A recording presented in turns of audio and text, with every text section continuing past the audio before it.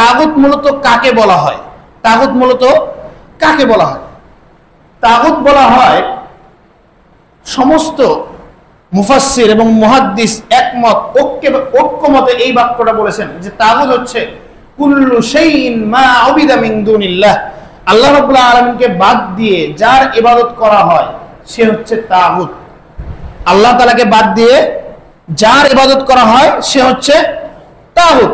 এই তাগুতের সংজ্ঞায় আরো কিছু তাগুত রয়েছে, যেমন শয়তান, এটাও হচ্ছে তাগুত। সূরা ইয়াসিন আল্লাহ রাব্বুল আলামিন বলেন, আলাম আহাদ ইলাইকুম ইয়া বানি আদম আল্লা তা'বুদুশ শাইতান।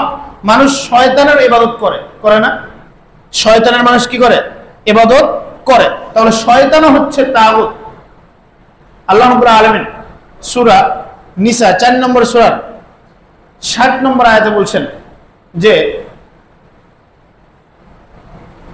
আল্লাহ তাআলা বলছেন যে আলাম তারা আন্নাহুম ইয়াজুমুনা, হে নবী আপনি কি মনে করেন, আপনার কি ধারণা, যাদেরকে কিতাব দেওয়া হয়েছে, আন্নামা উনজিলা ইলাইকা, যাদের নিকট কিতাব নাজিল করা হয়েছে, অথচ তারা ওয়ায়ুরিদুনা ইয়াতাহাকামু ইলাত তাগুত, অথচ তারা তাগুতের নিকট বিচার ফায়সালা চায়, বিচার ফায়সালা চায় তাগুতের নিকট।